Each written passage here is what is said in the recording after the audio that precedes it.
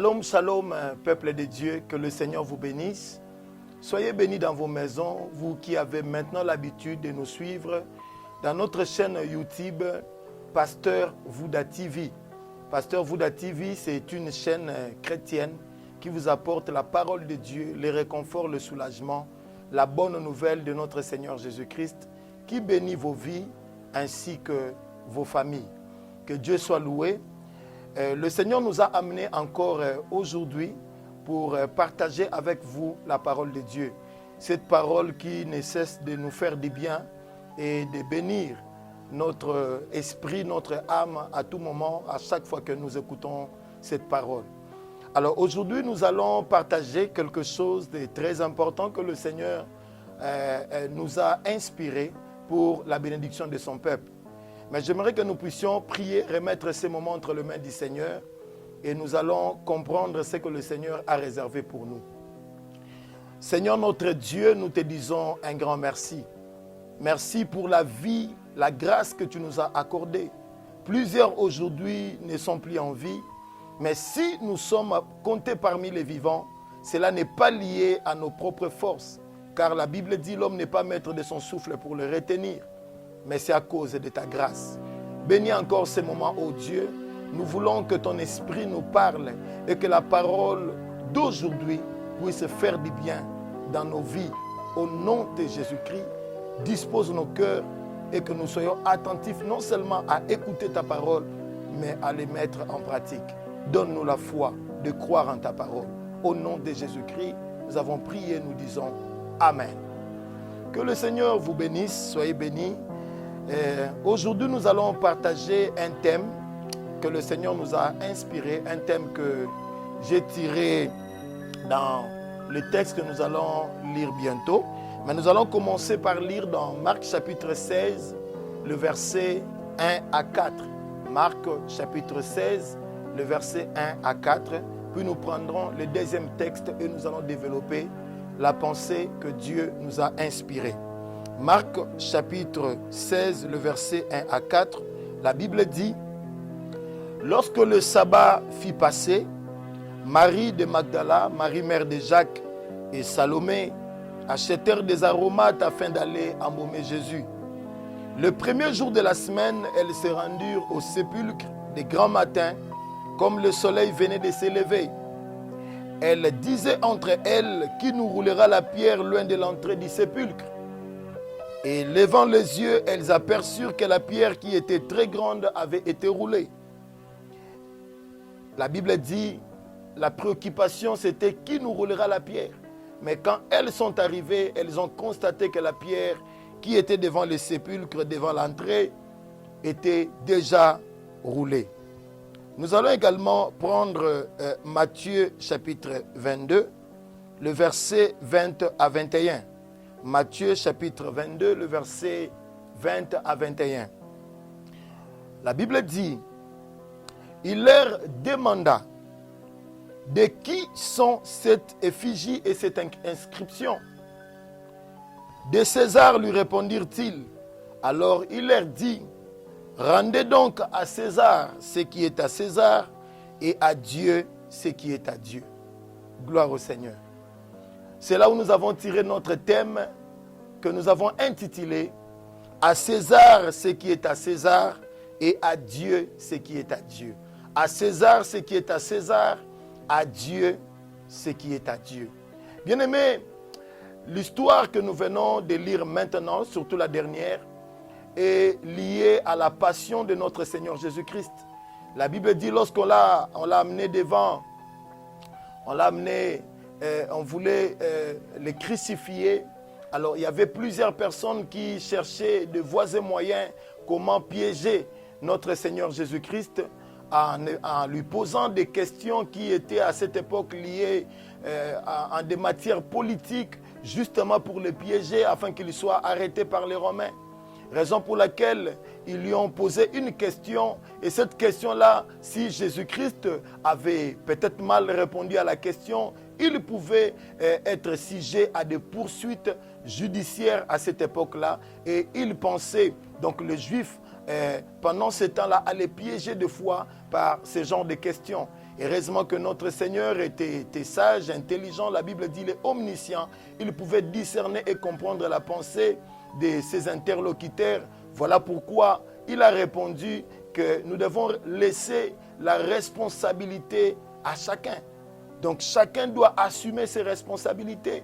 Voilà pourquoi il dit, si c'était à Dieu qu'il fallait poser cette question, c'est à Dieu de répondre. Mais si cela est lié à la politique, poser ces cas aux hommes politiques, c'est à eux de répondre à cette question liée à la politique. Alors, la pensée dont je suis en train de développer par la grâce du Seigneur aujourd'hui, c'est-à-dire à Dieu ce qui est à Dieu et à César ce qui est à César, nous devons savoir séparer les responsabilités. Quand on parle de César, nous voyons l'être humain. Quand on parle de César, nous sommes en train de voir des hommes qui ont une certaine capacité. Parce que César n'est pas l'image de quelqu'un qui n'a pas de capacité. C'est quelqu'un qui a un pouvoir. C'est quelqu'un qui a une position sociale. C'est quelqu'un qui est riche. C'est quelqu'un qui est béni. C'est quelqu'un qui a du respect par rapport à la société. Dans la société où il vivait, quand on parlait de César, c'était un empereur. Donc un homme considérable, un homme qui avait des qualités, qui pouvait également mériter des respects, mériter de la considération. Alors la Bible dit, si c'est une question qui est liée à César, César est capable de répondre à cette question. Mais il y a des questions où César ne peut pas répondre. Ces questions-là, ce n'est que Dieu qui peut répondre à ces questions. Bien-aimés, dans nos vies, nous avons également aussi ce genre de questions. Il y a des questions dont toi-même tu peux répondre, mais il y a aussi de ces questions-là où tu n'as pas de réponse. Tu n'as pas de réponse. Et parce que tu n'as pas de réponse à ces questions, des fois nous tombons dans un moment où nos cœurs, nos esprits sont troublés, parce que nous avons des choses qui nous arrivent dont nous ne connaissons pas l'explication. Voilà pourquoi la Bible dit un jour, il y avait ces femmes qui voulaient aller embaumer le corps de Jésus pendant qu'il était enterré. Ils ont dit, nous allons quand même partir, mais le problème c'est qu'à l'entrée du sépulcre de Jésus, il y avait une grosse pierre qui a été roulée. Alors la question c'était, oui nous allons faire de notre possible, de faire notre part, notre responsabilité. Mais la grosse pierre qui se trouve à l'entrée du sépulcre, qui va l'enlever? Qui pourra rouler pour nous? C'était une question pour dire au fait, nous, malgré notre nombre, mais nous ne sommes pas capables de rouler cette pierre. C'est-à-dire, à notre niveau, cette question, nous ne pouvons pas la résoudre parce que nous sommes limités, parce que nous sommes incapables. Nous ne saurons pas répondre à cette question. Et gloire à Dieu, pendant que ces femmes se posaient cette question, la Bible dit, un ange du Seigneur est descendu, c'est-à-dire la main de Dieu a intervenu pour enlever la pierre, pour dire que la responsabilité d'embaumer le corps de Jésus, de visiter le sépulcre de Jésus, incombait à ces femmes. Mais seulement la possibilité ou la capacité de rouler la pierre, ce n'était pas à leur niveau de le faire. Je suis en train de parler à quelqu'un. Il y a des choses dans ta vie qui peuvent t'arriver où toi-même tu peux trouver des solutions. Je peux donner un exemple. Tu travailles et que tu as un salaire par exemple de 300 $ ou de 300 €. Ça peut te permettre de résoudre certains problèmes liés à l'alimentation, liés à l'habillement. Mais il peut y arriver aussi également des cas où par exemple cette femme qui perdait son sang, l'argent était incapable de guérir cette femme. Le médecin était incapable de guérir cette femme. L'argent était là, mais l'argent était impuissant. Alors lorsque vous vous sentez limité dans certaines choses, où vous mettez votre position, vous mettez vos capacités, vous mettez vos moyens, vous sentez qu'à votre niveau ça ne tient pas, alors tout ce qui dépasse votre niveau ne vous appartient plus. Tout ce qui dépasse votre niveau appartient à Dieu. Donc César, tu n'as la capacité de résoudre que des questions dont toi-même tu es seul capable de résoudre. Mais s'il arrivait que tu rencontres des questions, des problèmes dont tu n'as pas la capacité de résoudre, cela veut dire que ce genre de questions ou de problèmes entrent dans la catégorie des problèmes que seul Dieu peut résoudre. Voilà pourquoi la Bible nous dit dans Matthieu chapitre 11, le verset 28, « Venez à moi, vous tous qui êtes fatigués et chargés, et moi l'Éternel, je vous donnerai du repos. » C'est-à-dire, s'il y a des charges dont tu n'arrives pas à transporter, Dieu a une grille qui lui permet de soulever des charges plus grandes que ce que toi tu peux assumer.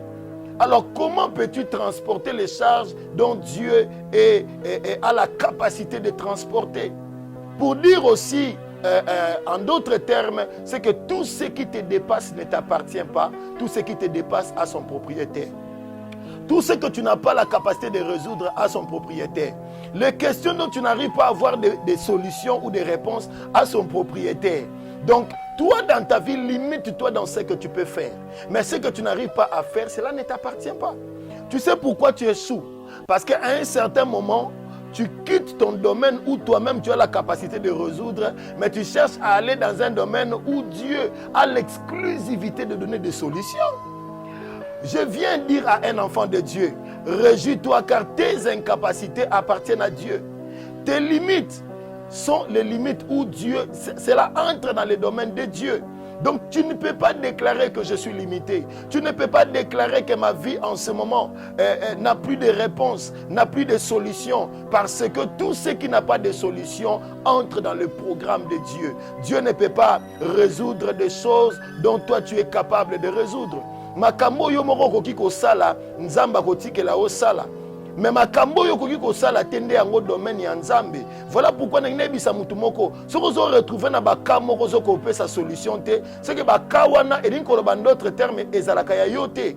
Eza baka oyo nzambe ndaza na exclusivité nango. Alors ce que je pourrais seulement te faire ou te dire maintenant, ou te chercher à ce que tu fasses maintenant, c'est que tu dois simplement chercher à séparer quelles sont les choses que moi je peux résoudre et quelles sont les choses que je ne saurais jamais résoudre, même si je mettais mes capacités, mon intelligence, ma profession, mon sens de professionnalisme, mais je n'arriverai jamais à obtenir des réponses ou des solutions. Alors tous ces genres de problèmes-là sont catégorisés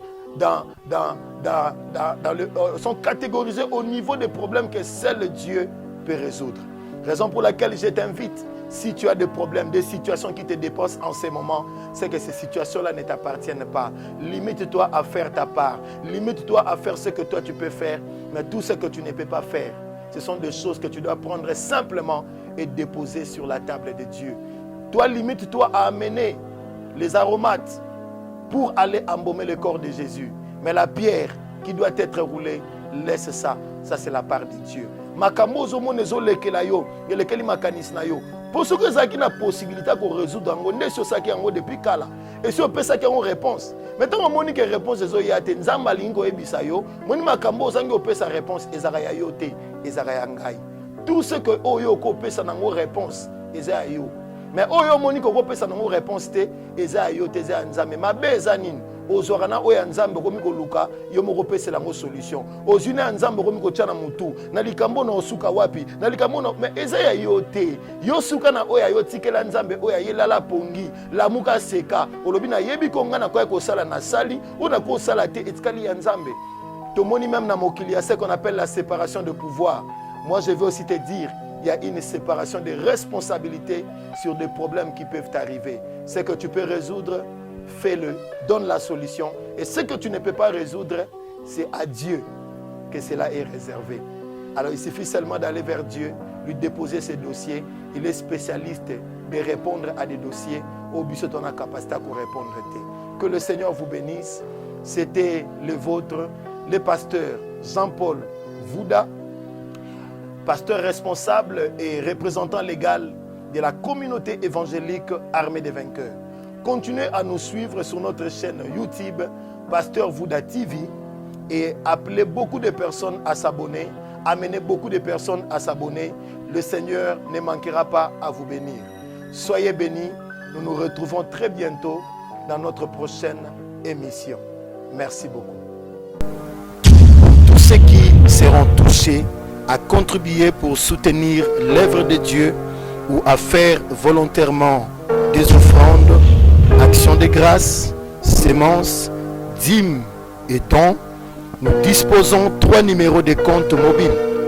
M-Pesa 081 494 04 04. Orange Money 089 72 32 632.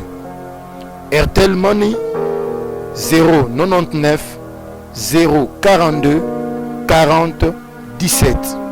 Pour tout dépôt ou virement bancaire via Equity Bank, nous disposons ces comptes 0 0 0 0 0 52 0 0 0 0 0 0 430 18. Que Dieu vous bénisse et vous les rende au centuple. Lisez 2 Corinthiens chapitre 8, le verset 12 et 2 Corinthiens chapitre 9, verset 6 à 11. Soyez bénis.